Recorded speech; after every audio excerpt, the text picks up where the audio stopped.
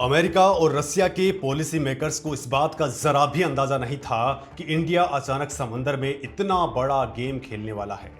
Chinese intelligence के आकाओं को सच में पता ही नहीं था कि उन्होंने बांग्लादेश, मालदीव, श्रीलंका और जिबूती में अपने सीक्रेट डिप्लोमेटिक डील करके इंडिया को घेरने की जो प्लानिंग की थी वो अब बर्बाद हो चुकी है। क्योंकि 27 से 29 जून के बीच में जो कुछ हुआ है उसने चाइना की हर खुशफहमी को हमेशा के लिए चकनाचूर कर दिया है। दोस्तों, इंडिया के पीएम नरेंद्र मोदी ने केवल 3 दिन, जी हां, केवल 3 दिन की सेशल्स यात्रा के अंदर एक ऐसा जियोपॉलिटिकल तूफान मचा डाला है जिसकी उम्मीद चाइना ने सबसे बुरे सपने में भी नहीं की थी। जो काम करने में अमेरिका जैसे पावरफुल देश को भी सालों लग जाते हैं वो इंडिया ने केवल 3 डेज के अंदर कर डाले हैं। दोस्तों, इंडिया ने चाइना को वो हाई वोल्टेज झटका दे डाला है जिसकी गूंज बीजिंग से लेकर के साउथ चाइना सी तक अब पूरी तरह से सुनाई दे सकती है। दुनिया के तमाम बड़े सुपर पावर्स टकटकी लगा करके देख रहे थे कि आखिर भारत के प्रधानमंत्री एक छोटे से द्वीपीय देश में 3 दिनों के लिए डेरा क्यों डाले हुए हैं। आखिर इस देश में ऐसा क्या छुपा हुआ है जो सीधे तौर पर चाइना की कमर तोड़ रहा है। और सबसे बड़ा सस्पेंस, इसरो और डीआरडीओ ने मिलकर के वहां एक ऐसा कौन सा टॉप सीक्रेट मिलिट्री एग्रीमेंट कर लिया है जो आज तक इंडिया के इतिहास में किसी ने नहीं किया था। दोस्तों, आज हम इस सस्पेंस से पर्दा उठाएंगे। हम डीपली एनालाइज करेंगे कि कैसे पीएम मोदी ने केवल 3 दिनों के अंदर चाइना का पूरा स्ट्रेटेजिक गेम ही पलट करके रख दिया है।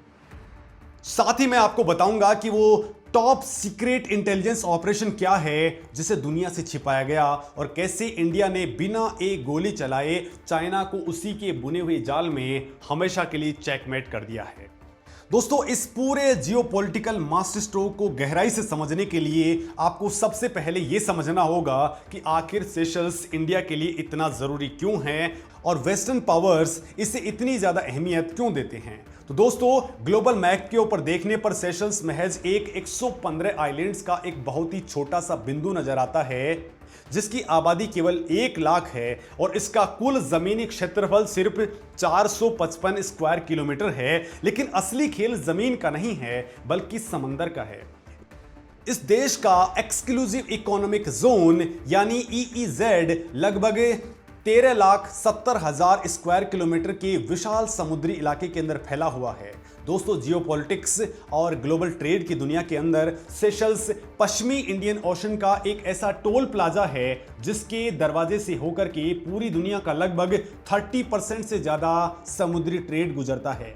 मिडिल ईस्ट के खाड़ी देशों से निकलने वाला क्रूड ऑयल जो यूरोप और एशिया की पूरी इकोनॉमी को बूस्ट करता है वो इसी सी लाइन ऑफ कम्युनिकेशन यानी कि SLOC से गुजरता है। दुनिया का सीधा सा रूल है कि जो भी कंट्री सेशल्स के अंदर अपनी मिलिट्री और डिप्लोमेटिक पकड़ को मजबूत रखेगी वो इस पूरे ग्लोबल सप्लाई चेन और समुद्री रास्ते को पूरी तरह से कंट्रोल कर सकती है। दोस्तों, ब्रिटेन और अमेरिका जैसे देश हमेशा से चाहते थे कि वेस्टर्न इंडियन ओशन के अंदर फ्रीडम ऑफ नेविगेशन बनी रहे और उन्हें पता है कि चाइना की PLA नेवी इस इलाके के अंदर घुसपैठ करके पूरे ग्लोबल ऑर्डर को डिस्टर्ब करना चाहती है। लिहाजा पूरी दुनिया की नजरें पीएम मोदी के इस दौरे पर टिकी हुई हैं।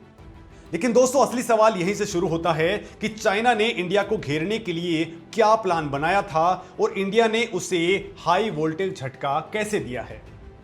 तो दोस्तों, चाइना पिछले 2 डिकेड से स्ट्रिंग ऑफ पल्स स्ट्रेटजी के ऊपर काम कर रहा है। उसने अफ्रीका के जिबूती के अंदर अपना फर्स्ट मिलिट्री बेस बनाया, पाकिस्तान के अंदर ग्वादर पोर्ट लिया, श्रीलंका के हम्बनटोटा पोर्ट को 99 ईयर्स की लीज पर ले लिया और मालदीव्स के अंदर डेप्थ ट्रैप पॉलिसी के तहत अपना प्रभाव जमा लिया।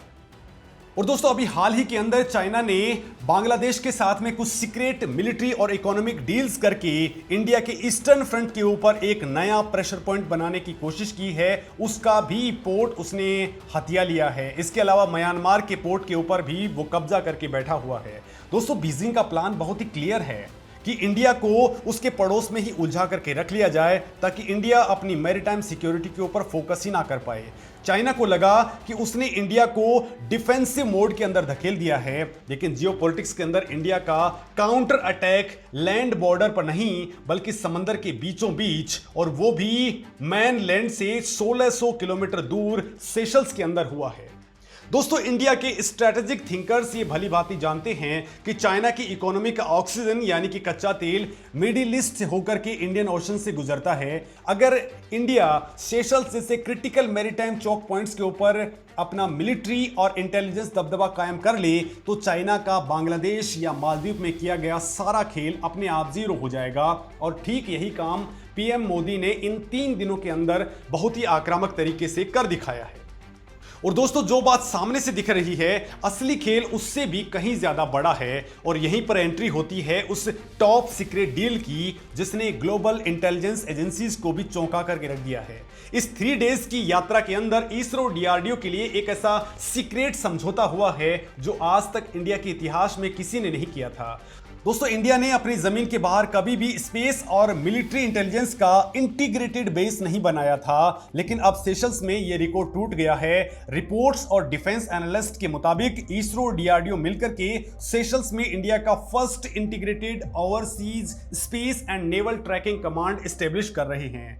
दोस्तों, आप जानते हैं कि चाइना अक्सर अपने युआन वांग क्लास की स्पाई शिप्स इंडियन ओशन के अंदर भेजता रहता है ताकि वो इंडिया के मिसाइल टेस्ट और इसरो के रॉकेट लॉन्चेस की जासूसी कर सके। चाइना की इस जासूसी को रोकने के लिए इंडिया ने सीधे सेशल्स के अंदर अपना इलेक्ट्रॉनिक वॉरफेयर और सैटेलाइट ट्रैकिंग सिस्टम बैठा दिया है। इसरो यहां अपना telemetry tracking and command station upgrade कर रहा है जो इंडिया के खुद के नेविगेशन सिस्टम नेविक से जुड़ा होगा। वहीं दोस्तों, डीआरडीओ ने अपने लॉन्ग रेंज ट्रैकिंग रडार्स यहां सीक्रेट तरीके से डिप्लॉय करने की रूपरेखा तैयार कर ली है। इसका मतलब यह है कि अब समंदर के नीचे पनडुब्बी हो, समंदर के ऊपर स्पाइसशिप हो या स्पेस के अंदर कोई मिलिट्री सैटेलाइट्स, इंडिया का इसरो और डीआरडीओ का नेटवर्क सेशल्स के अंदर बैठ करके चाइना की हर मूवमेंट को 360 डिग्री ट्रैक कर सकेगा। ये एक ऐसा अनप्रेसिडेंटेड कदम है जिसने चाइना के इलेक्ट्रॉनिक सर्विलांस नेटवर्क को उसी की भाषा में जवाब दिया है। और दोस्तों, यही वो पॉइंट है जिसे ज्यादातर लोग मिस भी कर रहे हैं। पीएम मोदी के इस 3 डेज के विजिट के दौरान 19 ऐसे ऐतिहासिक एग्रीमेंट्स और डील साइन हुई हैं जिन्होंने सेशल्स को पूरी तरह से इंडिया के डिफेंस एंड इकोनॉमिक सिस्टम के साथ में इंटीग्रेट कर दिया है। दोस्तों, चाइना सिर्फ कर्ज देता है और जमीन हड़प लेता है, लेकिन इंडिया ने कैपेसिटी बिल्डिंग का नया रास्ता चुना है।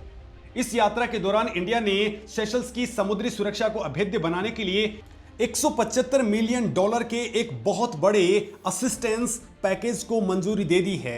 डिफेंस सेक्टर में इंडिया ने सेशल्स कोस्टल गार्ड की ऑपरेशनल ताकत को कई गुना बढ़ाने के लिए उन्हें एक बेहद एडवांस फास्ट पेट्रोल वेसल उपहार के अंदर दिया है। इसके अलावा दोस्तों, सेशल्स डिफेंस फोर्सेस को 10 यूटिलिटी व्हीकल्स और 5 set laser rapid class boat सौंपी हैं। दोस्तों, इंडिया ने उनके PS जोरास्टर शिप को रिफिट भी कर दिया है और डोनियर एयरक्राफ्ट को ग्लास कॉकपिट टेक्नोलॉजी से अपग्रेड करने का जिम्मा भी उठा लिया है। इतना ही नहीं दोस्तों, उनकी नेशनल डे परेड के अंदर इंडियन नेवी के 2 आधुनिक युद्धपोत और इंडियन आर्म फोर्सेस की एक विशेष टुकड़ी ने भी कदम ताल की है। यह दुनिया को और खास करके चाइना को सीधा अल्टीमेटम है कि सेशल्स की सुरक्षा अब इंडिया का सबसे इंटरनल मैटर बन चुकी है।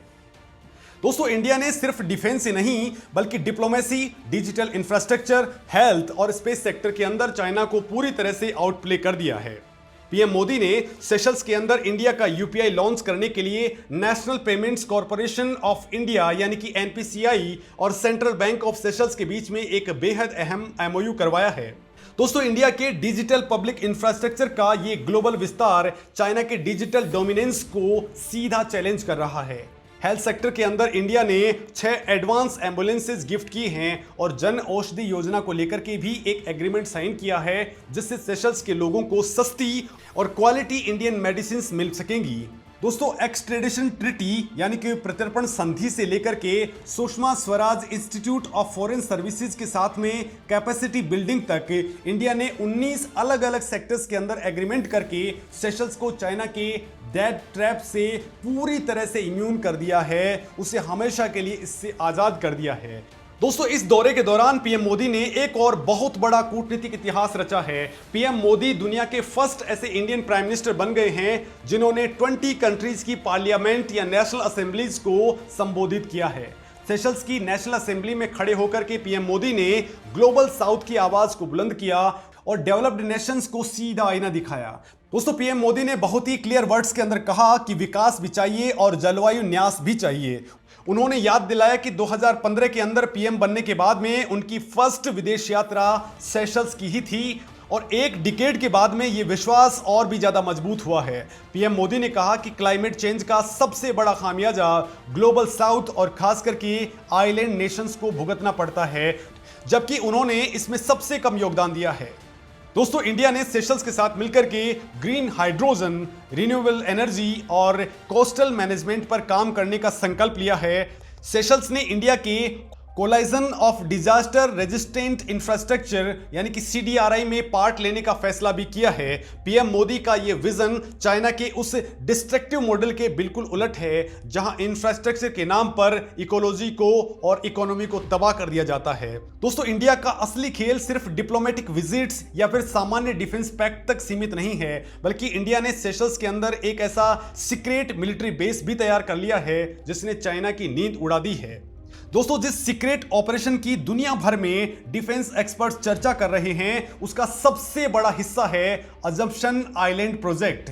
चाइना को लगता था कि वो अपनी फॉरेन फंडिंग के जरिए सेशल्स की स्थानीय राजनीति को मैनिपुलेट कर लेगा, लेकिन इंडिया ने बैकडोर डिप्लोमेसी के जरिए अजम्पशन आइलैंड को लेकर के एक बेहद खामोश लेकिन खतरनाक मिलिट्री डील कर ली। 11.6 स्क्वायर किलोमीटर के अंदर फैले इस द्वीप के ऊपर इंडिया एक ज्वाइंट नेवल और एयर फैसिलिटी डेवलप कर रहा है। ये जगह रणनीतिक रूप से इतनी ज्यादा अचूक है कि यहां से पूरे मेडागास्कर चैनल और अफ्रीका के पूर्वी तट पर 24 घंटे पैनी नजर रखी जा सकती है। दोस्तों, इंडिया ने वहां एयर स्ट्रिप का मॉडर्नाइजेशन किया है ताकि PATI सर्विलांस एयरक्राफ्ट और भारी मिलिट्री ट्रांसपोर्ट प्लेन्स भी आसानी से ऑपरेट किए जा सकें। इसके साथ ही नेवल शिप्स के लिए भी एक अपग्रेडेटेड जेटी भी तैयार की गई है। इंडिया का ये military infrastructure western Indian ocean के अंदर एक अनसिंकेबल एयरक्राफ्ट कैरियर की तरह काम कर रहा है। अब दोस्तों, जरा ध्यान से समझिए, आखिर इंडिया ने चाइना की कमर तोड़ने के लिए और उसकी समुद्री हलचल पर 24 घंटे निगरानी करने के लिए क्या मास्टर प्लान बनाया है? तो इसे कूटनीतिक और सैन्य भाषा में कोस्टल सर्विलांस रडार सिस्टम यानी कि CSRS कहते हैं। इंडिया ने सेशल्स के अलग अलग आउटर आइलैंड्स के ऊपर बेहद पावरफुल तटीय रडार सिस्टम का एक पूरा नेटवर्क स्टैब्लिश कर लिया है। दोस्तों, ये इतने पावरफुल रडार्स हैं कि अगर कोई भी चाइनीज न्यूक्लियर सबमरीन या फिर खुफिया युद्धपोत मलक्का स्ट्रेट से होते हुए या अफ्रीकी तट के सहारे इंडियन ओशन में छिप करके घुसने की कोशिश करते हैं, तो ये रडार्स उनकी सटीक लोकेशन, स्पीड, डेप्थ और सिग्नेचर तुरंत ही डिकोड कर लेते हैं। और सबसे बड़ा मास्टर स्ट्रोक तो ये है कि इन रडार्स का सीधा लाइव डेटा फीड सैटेलाइट्स के थ्रू इंडिया के गुरुग्राम में मौजूद इंडियन नेवी के इंफॉर्मेशन मैनेजमेंट और एनालिसिस सेंटर यानी कि IMEC को मिल जाता है। दोस्तों, जरा सोचिए, सेशल्स के रडार्स जो समंदर के अंदर देख रहे होते हैं, उनका सीधा लाइव टेलीकास्ट इंडिया की नेवी अपने हेडक्वार्टर के अंदर बैठ करके मॉनिटर कर रही होती है। यानी सेशल्स की आंखें पूरी तरह से इंडिया के दिमाग से जुड़ चुकी हैं। दोस्तों, इंडिया और सेशल्स के रिश्ते सिर्फ स्ट्रैटेजिक नहीं हैं, बल्कि इसके पीछे एक बहुत गहरा कल्चरल और हिस्टोरिकल कनेक्शन भी है, जिसे पीएम मोदी ने इस यात्रा के दौरान बेहद मजबूत कर दिया है। दोस्तों, आपको यह जानकर के हैरानी होगी कि इंडिया और सेशल्स का रिश्ता 256 साल पुराना है। 1970 के अंदर जब यहां पहली बार बस्ती बसाई गई थी, तो वहां पहुंचने वाले 27 लोगों में 5 इंडियंस भी शामिल थे। बाद में बिहार, तमिलनाडु और गुजरात से बड़ी तादाद में इंडियंस वहां जाकर के बस गए। आज सेशल्स की 1,20,000 की आबादी में लगभग हर 8वां नागरिक इंडियन ओरिजिन का है। यहां तक कि सेशल्स के प्रेसिडेंट वोवेल रामकलावन का संबंध भी बिहार के गोपालगंज जिले से है। दोस्तों, ये इंडियन डायस्पोरा दोनों देशों के बीच में एक जिंदा पुल का काम करता है। यही कारण है कि जब इंडिया के पीएम वहां पहुंचते हैं तो सड़कों पर जो अपनापन और भारी उत्साह देखने को मिलता है, वो चाइना के किसी भी लीडर के लिए पूरी तरह से इम्पॉसिबल है। पीएम मोदी ने सेशल्स के अंदर बसे इसी इंडियन कम्युनिटी से मुलाकात की है और दोनों देशों के रिश्तों के 50 साल पूरे होने पर एक स्मारक लोगो भी रिलीज किया है। दोस्तों चाइना के लिए सबसे बड़ा झटका वो पल था जब प्रेसिडेंट डॉक्टर पैट्रिक हार्मेनाइन ने पीएम मोदी को सेशल्स का सर्वोच्च सम्मान यानी कि guardian of the blue horizon प्रदान किया। ये अवार्ड कोई साधारण मेडल नहीं है, बल्कि ये चाइना की डिप्लोमेसी के मुंह पर एक करारा तमाचा है। ये सम्मान पीएम मोदी की सस्टेनेबल डेवलपमेंट, ग्रीन ग्रोथ और एनवायरमेंट फ्रेंडली पॉलिसीज को वैश्विक मान्यता दिलाता है। ग्लोबल साउथ के देश अब चाइना के विनाशकारी इंफ्रास्ट्रक्चर मॉडल को पूरी तरह से रिजेक्ट कर रहे हैं।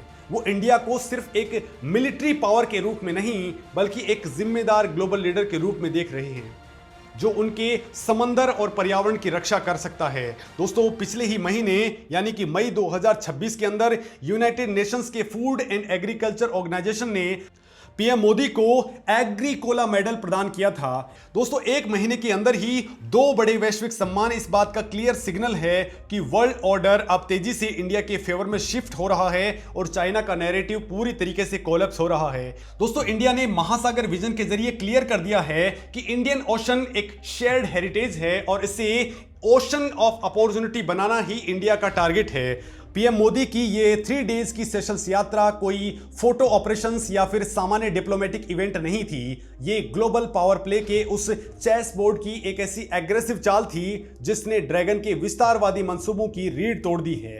दोस्तों इंडिया ने बिना कोई गोली चलाए, बिना किसी देश को डेप्थ ट्रैप के अंदर फंसाए और बिना किसी जमीन पर कब्जा जमाए सिर्फ अपनी स्मार्ट डिप्लोमेसी, टेक्नोलॉजिकल सुपेरियरिटी और आपसी भरोसे के दम पर एक ऐसा अभेद्य किला तैयार कर लिया है जिसे पार पाना अब चाइना की पीएलए नेवी के बस की बात नहीं है। दोस्तों अजम्पशन आइलैंड के सीक्रेट प्रोजेक्ट से लेकर के कोस्टल सर्विलांस रडार सिस्टम की अदृश्य जाल तक और इसरो डीआरडीओ के अनप्रेसिडेंटेड मिलिट्री इंटीग्रेशन से लेकर के यूपीआई के ग्लोबल एक्सपेंशन तक इंडिया ने इंडियन ओशन के अंदर पावर बैलेंस का एक नया इतिहास लिख दिया है। चाइना ने बांग्लादेश, श्रीलंका और मालदीव के अंदर जो कूटनीतिक चालें चली हैं, इंडिया ने सेशल्स के अंदर अपनी जीत से उन सभी चालों को जीरो कर दिया है। अब आने वाले टाइम में रणनीतिक साझेदारी न सिर्फ इंडिया की समुद्री सीमा को सुरक्षित करेगी, बल्कि इंडिया को एक ग्लोबल सुपर पावर बनाने के अंदर सबसे बड़ा रोल प्ले करेगी। अब दोस्तों आपके लिए सवाल है कि क्या आपको लगता है कि इंडिया को चाइना को पूरी तरह से काउंटर करने के लिए अब सिर्फ इंडियन ओशन तक ही सीमित ना रह करके अफ्रीका तक भी अपनी अप्रोच कर लेनी चाहिए? साथ ही दोस्तों साउथ चाइना सी के अंदर भी हमें अपने बेसिस बनाने चाहिए। कमेंट सेक्शन के जरिए अपनी बातें जरूर कहिए। नमस्कार दोस्तों।